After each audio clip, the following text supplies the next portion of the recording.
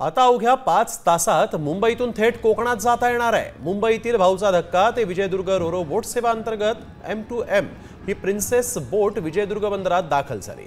मुंबईहून निघालेल्या या बोटीची जयगड आणि विजयदुर्ग या ठिकाणी चाचणी घेण्यात आली।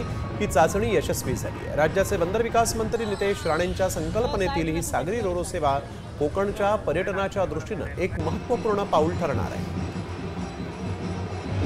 रोरोचा तिकीट दर नेमका किती आहे पाहूयात। फर्स्ट क्लास साठी 9000 रुपये, बिझनेस क्लास साठी 7500, प्रीमियम इकॉनॉमी साठी 4000 तर इकॉनॉमी क्लास साठी 2000, मिनी बस साठी 13000, चारचाकी साठी 6000, दुचाकी साठी 1000 रुपये, सायकल साठी 600 रुपये हे रोरोचं तिकीट दर असणार आहे। आता isakal.com आहे देशातील नंबर 1 ची मराठी न्यूज वेबसाईट।